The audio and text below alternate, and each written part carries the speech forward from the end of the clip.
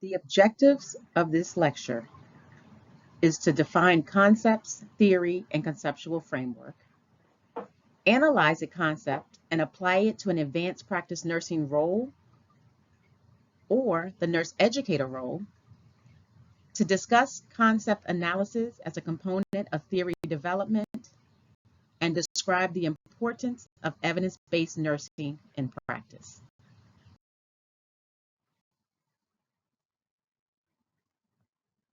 Let's start by defining theory.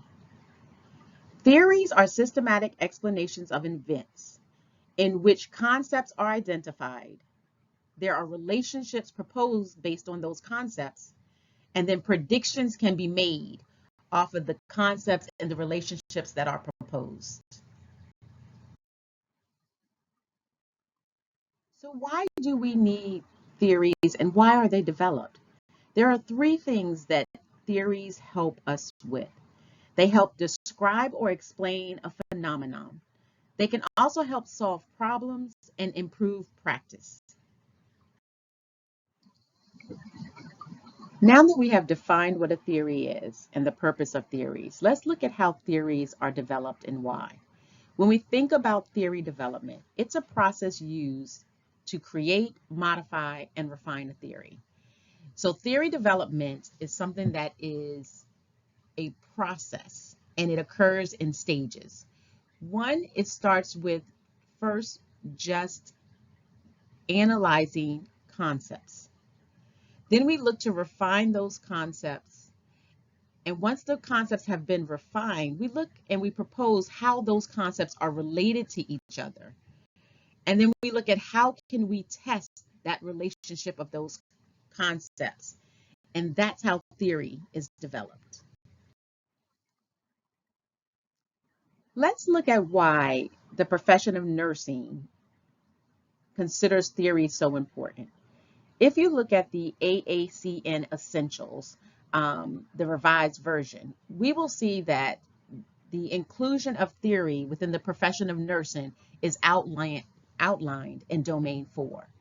And what Domain 4 says is that scholarship for the nursing discipline involves the generation, synthesis, translation, application, and dissemination of nursing knowledge to improve the health and transform health care.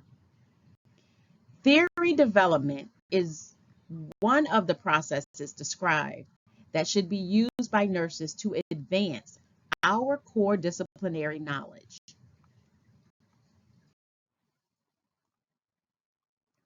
Let's talk about how we categorize the different types of theories.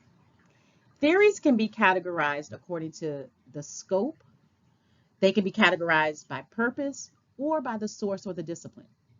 When we talk about categorizing theories by scope, we look at things such as the philosophy, the worldview.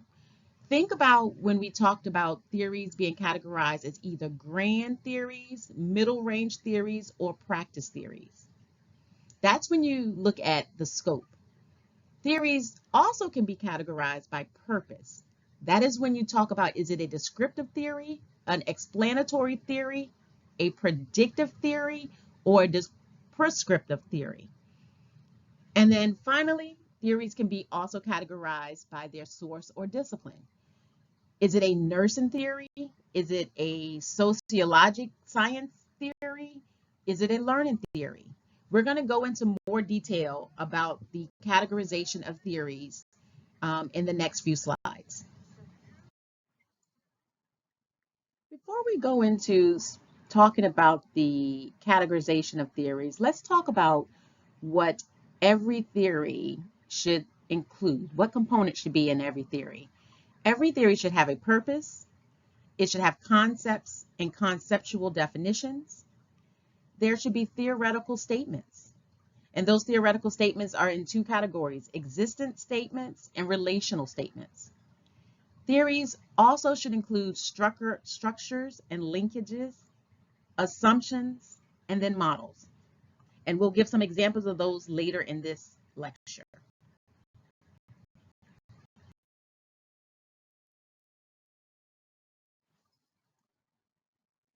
Let's talk about the three types of theory development.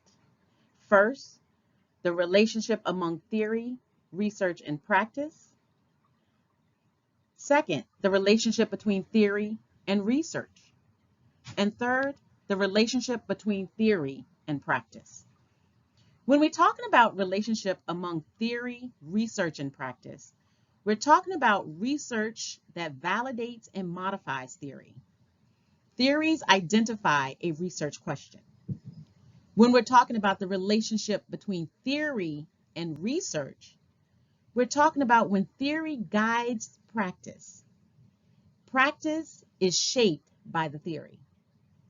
And third, when we talk about the relationship between theory and practice, we're talking about research that promotes effective practice, and the practice identifies a problem for the research. There are several ways to approach theory development. We can approach it from a practice to theory standpoint, a research to theory, or a theory to research to theory approach. So let's talk first about the theory to practice to theory approach. In this approach, there is an existing theory that is identified. The components within that theory are analyzed for use in a new context based on what has been observed or experienced.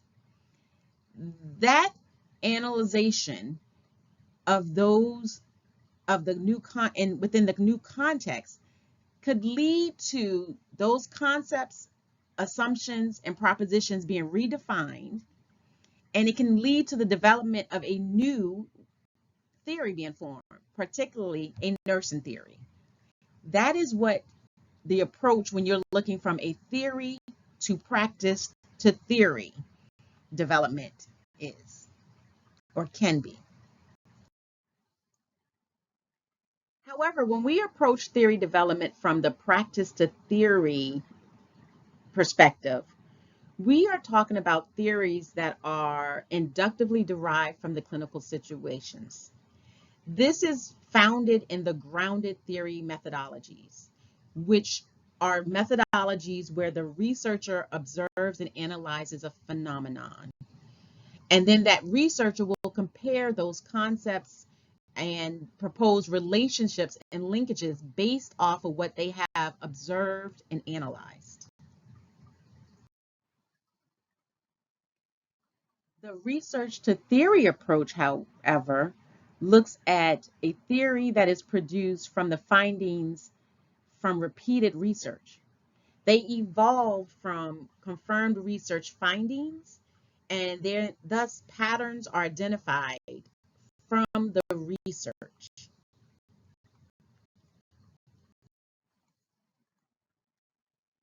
The theory to research to theory approach, however, has the objective of testing the theory. This approach is where the theory drives the research question and it results in modifying theory.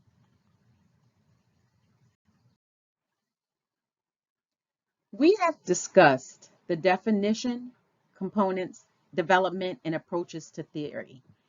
Now let's conclude this section by discussing the process of theory development. The process of theory development includes 5 factors: concept development, statement development, theory construction, validating and confirming, and then validation and application. When we talk about concept development, we're talking about the creation of a conceptual meaning. Statement development is the formulation and the validation of relational statements. Theory construction is the systematic organization of the linkages, while validating and confirming is the theoretical relationship in research. And then validation and application of theory is actually using the theory in practice. Let's now transition to talking about theory analysis and evaluation. First, we need to define and to understand the purpose of theory evaluation. When we think about the definition of theory evaluation, what we're talking about is the process of systematically examining a theory. And there are some criteria we use when we do this examination. That criteria includes identifying the origin of the theory, understanding the meaning of the theory, the logical adequacy of the theory, the usefulness, the generalizability of the theory, as well as the testability of the theory.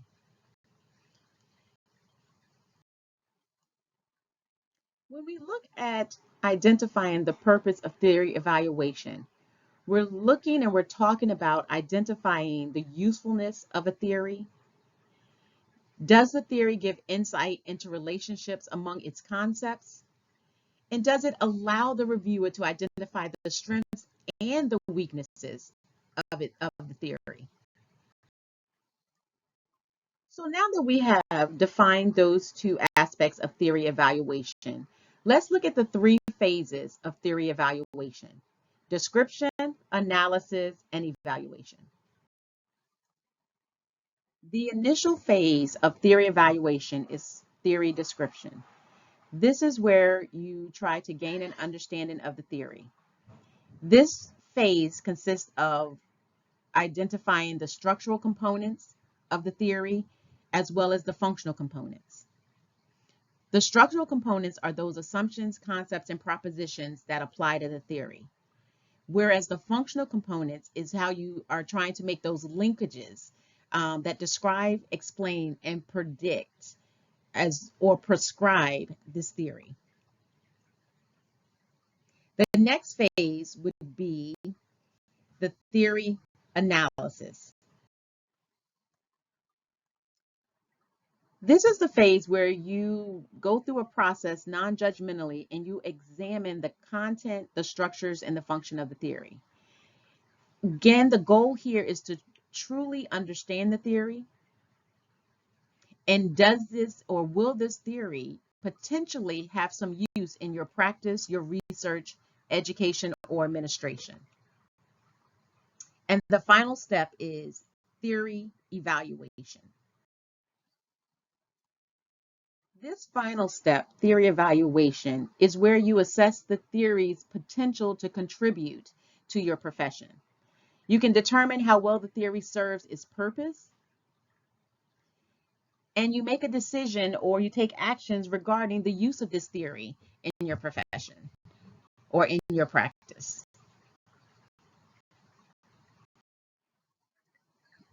When we talk about evaluation of theories and methods that can be utilized to evaluate a theory, there are theorists who have created methods to help us do that. Theorists such as Ellis, Hardy, Duffy, and Mullenkamp, and Barnum. There are also theorists such as Fawcett, Walker and Advent, Whale, and Dudley Brown. The next few slides you can go through and read about what the characteristics these theorists have proposed will help you to evaluate theories.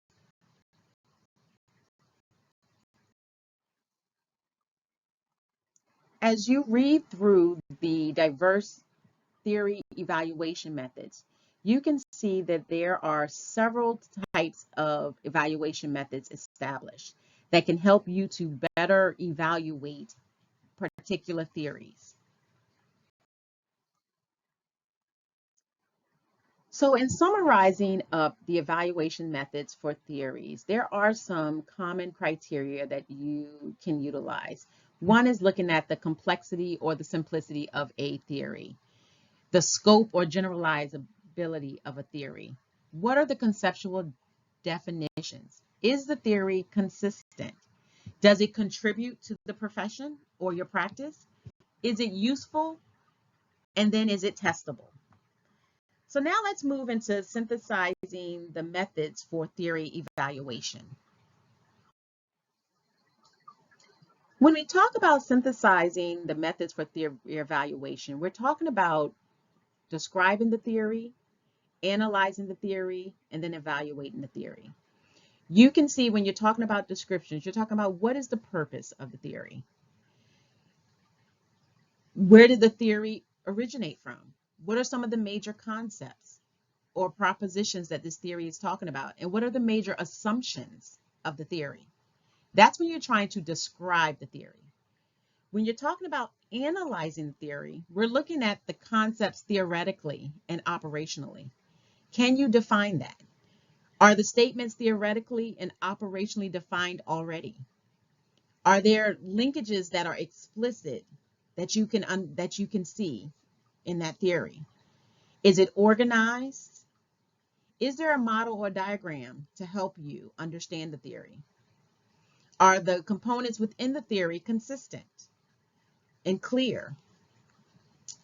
And are the outcomes and consequences stated or predicted regarding the theory?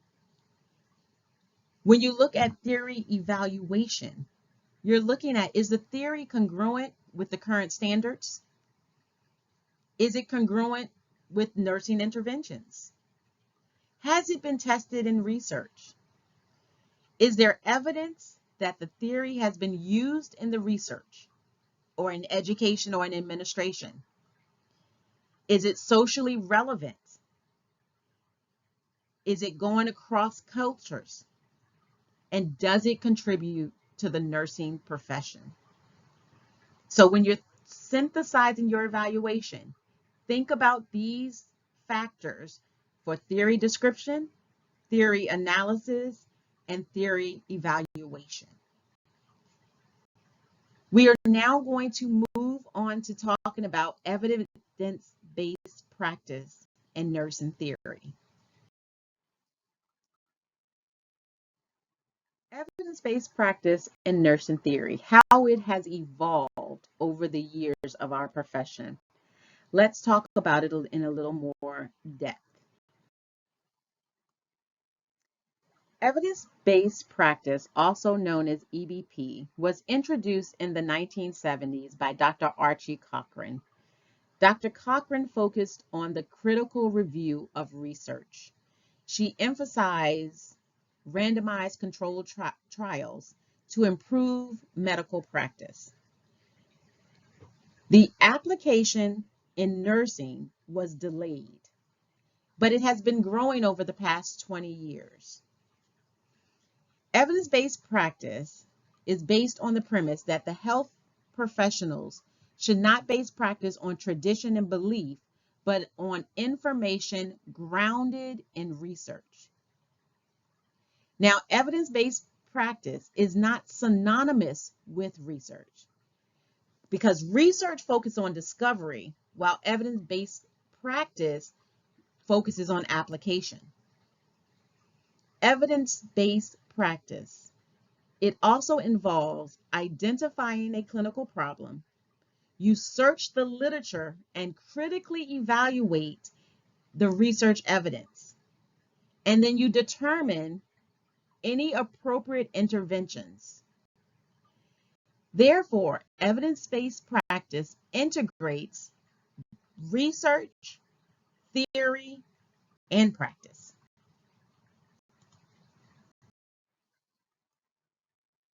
So let's define what evidence-based practice is.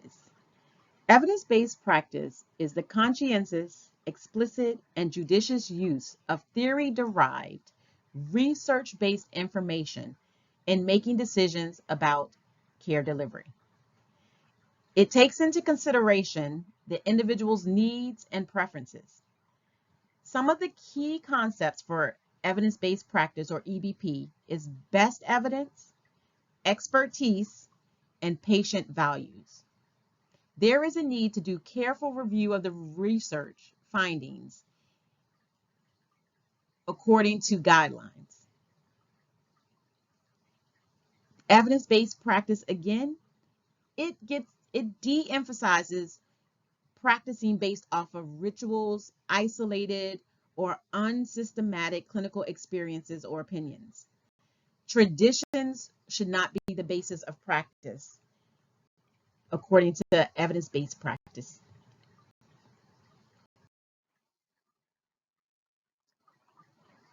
When applying the essentials of evidence-based practice, it is important for both the healthcare system, the clinicians and the healthcare team, and the patient. When we think about the AACN, they have identified that EBP is one of the core concepts for advanced practice. They define evidence-based practice, or EBP, as a conscientious problem-solving approach to clinical practice that incorporates the best evidence from well-designed studies, patient values and preferences, and a clinician's expertise in making decisions regarding a patient's care. So what the AACN is saying, that it is paramount, it is a fundamental requirement that healthcare professionals, specifically nurses, utilize evidence-based practice in caring for their patients.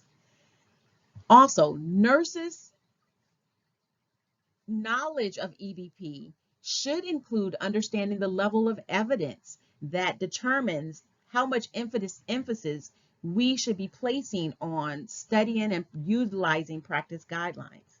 In the next few slides, we will discuss some of those sources that will help you understand what the level and of the evidence supports related to evidence-based practice. There are three areas I would like to talk about when we talk about evidence-based nursing care. One is the sources that are available to help us make informed decisions. One of those sources is the Cochrane Collaboration, or the Cochrane Database of Systemic Reviews. The other is the Agency of Healthcare Research and Quality. These databases will provide you with guidelines as well as information to help you make decisions appropriate in your practice. I would also like to talk about some of the concerns that occur as a result of evidence-based practicing in nursing. One is possibly the loss of the art of nursing. And when we talk about losing the art, we're talking about because evidence-based practice can provide you with guidelines, that art that we bring to our profession gets lost and may not be reimbursed from healthcare systems. And also maybe the failure of individuals to recognize that not all care practices need to be based off of the evidence or clinical guidelines, but sometimes when you're looking at an individual holistically, you may have to go outside of those guidelines. And what is the impact of that on a healthcare system? When we talk about consensus agreement with evidence-based practice in nursing, should nurses consider all types of evidence, not just the randomized controlled trials, but look at clinical experience, the patient experience and desires, and the relevant local and organizational influences? So what is practice-based evidence? Now, practice-based evidence is a relatively new concept in nursing and healthcare. It is based on observation that many interventions have limited formal research support.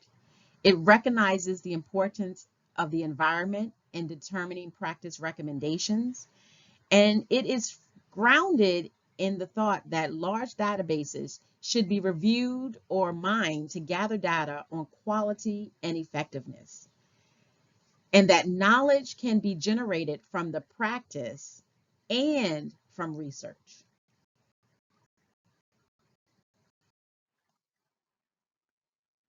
The aim of this practice-based evidence is to determine what works best for which patients, under what circumstances, and at what cost.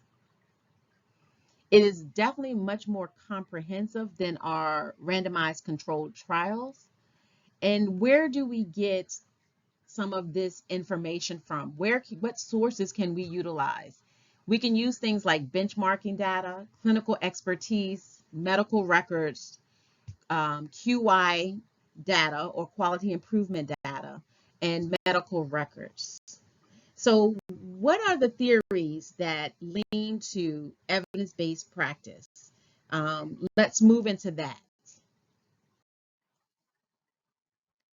Evidence-based practice and practice-based evidence have both increased our ability to generate practice guidelines and situation-specific theories. There are some terms that we prefer when referring to these.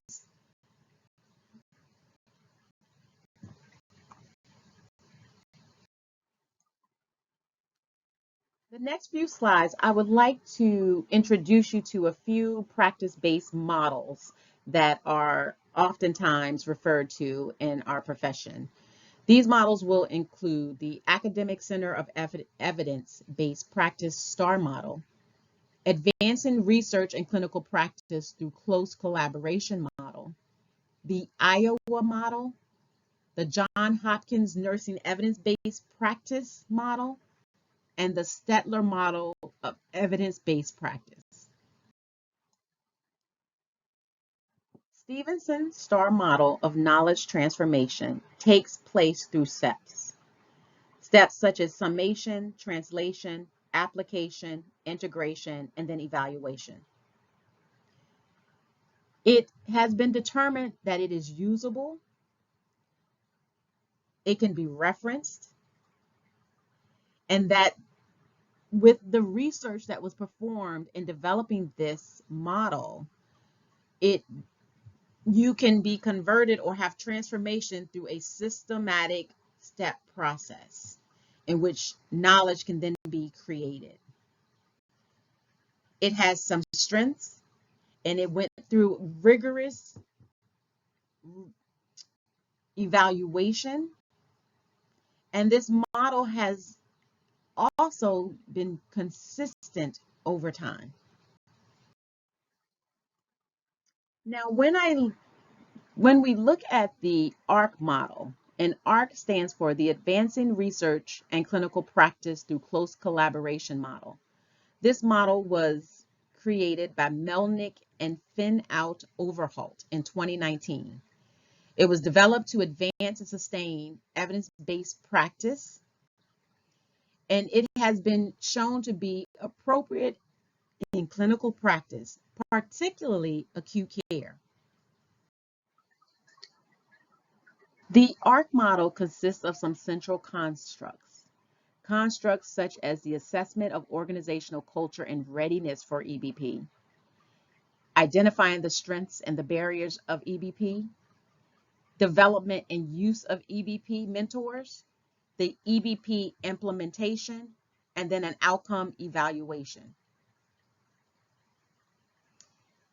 There have been several scales that have been created to measure the implementation of EBP utilizing the ARC model.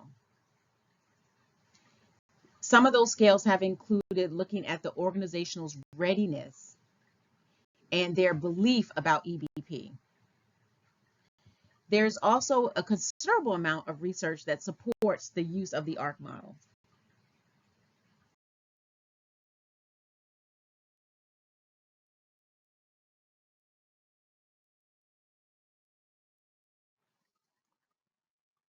Now let's talk about the Iowa model of EBP to promote quality care.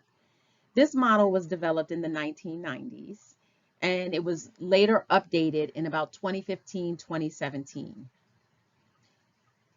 And the focus of this model was how to pilot practice change. And there are some steps that you can go through when you're thinking about piloting a practice change. You have to implement a plan and process. You have to consider the patient and family engagement. And you must give attention to sustaining that change. This model is considered to be detailed and specific, and it's one of the most researched evidence-based practice models that exist. You will see a lot of individuals refer to the Iowa model.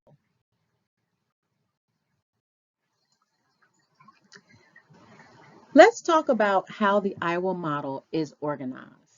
The Iowa model is organized in three ways. You have your starting points, and the starting points are problem-focused triggers or knowledge-focused triggers. That's where you start. What is the problem? The second is the decision points. When you think about decision points in relation to the Iowa model, you're asking yourself, is the topic a priority? Are there sufficient research to support the problem? And is change appropriate for adoption in practice? When we look at the feedback loops, there are numerous feedback loops based on this model. After implementation of practice change, you want to monitor and analyze the structure, the processes, the outcome data, and then you want to make sure you disseminate those results.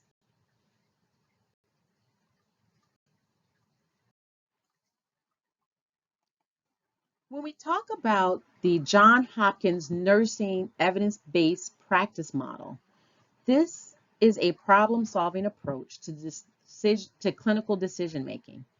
It was developed to accelerate research into nursing practice and promote nursing autonomy, leadership, and engagement with colleagues. This model combines the nursing process, the ANA standards of practice, critical thinking, and research utilization.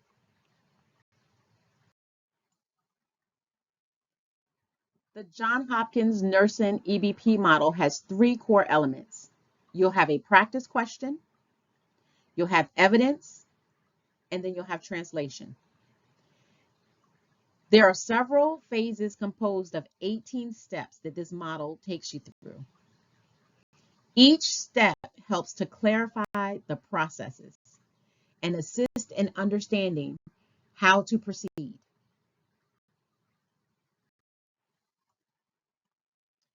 As I mentioned in the previous slide, the Johns Hopkins Nursing EBP model begins with an EBP question, or what we call the PICO. That is the question, or PICO is referring to your practice question, which is who is the patient population or the problem you're trying to address? What is the intervention? What comparison are you making? What is your desired outcome? And then what is your timetable? The other steps assist you in defining the scope of the question, assigning the reasonability for leadership, recruiting a team, and scheduling the conference.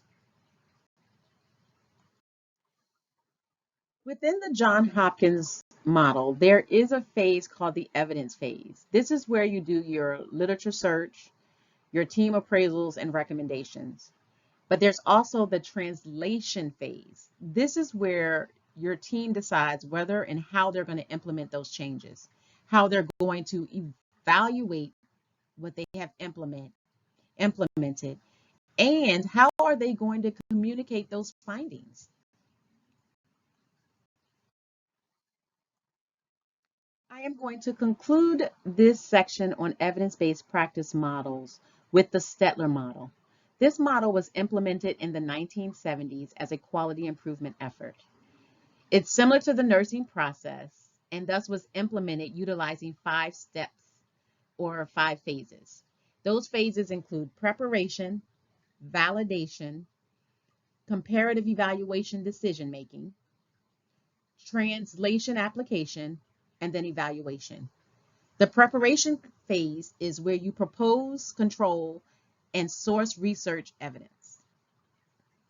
The validation phase is you determine credibility of findings and the potential for qualifiers for application. The comparative evaluation decision-making stage is the synthesis of information and decisions for recommendations for criteria and applicability.